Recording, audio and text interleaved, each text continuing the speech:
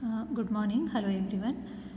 Already I have given you the definition of bipartite graphs and complete bipartite graphs. See this one, second example.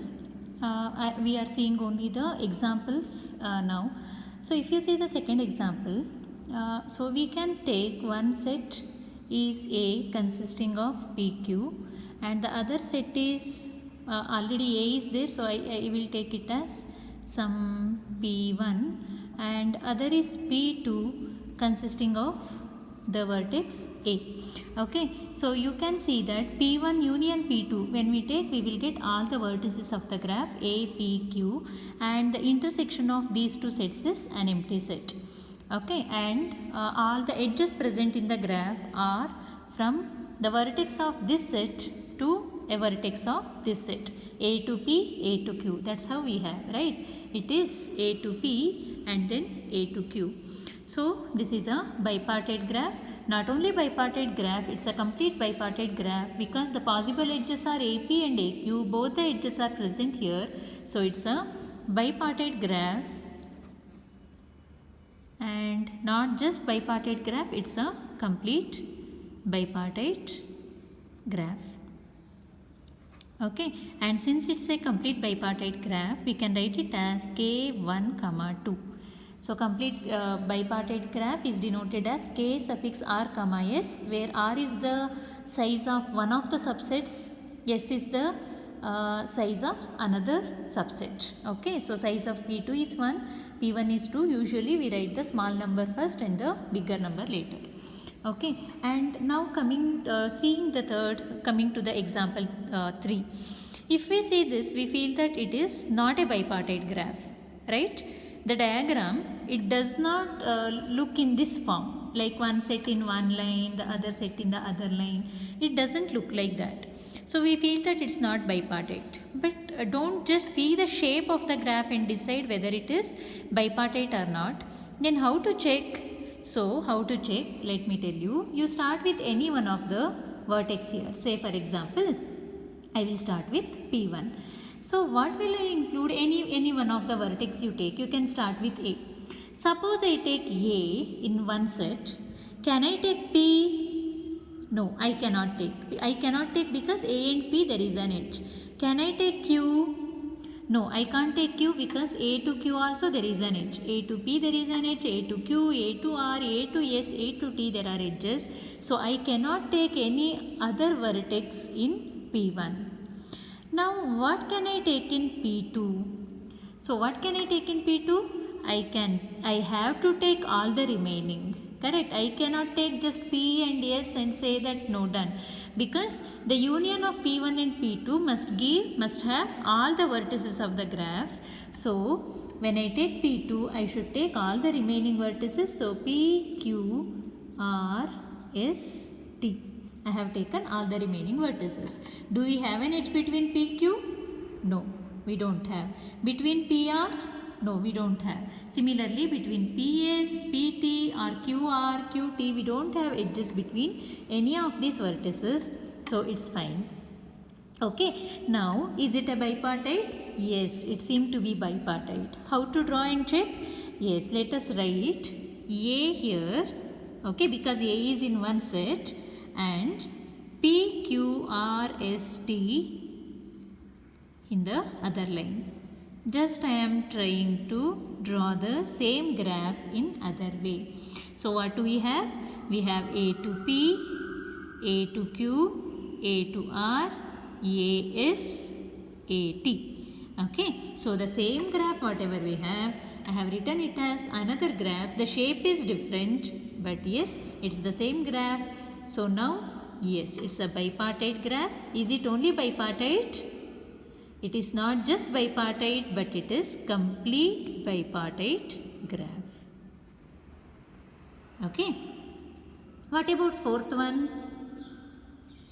You check. You check whether it is bipartite or complete bipartite.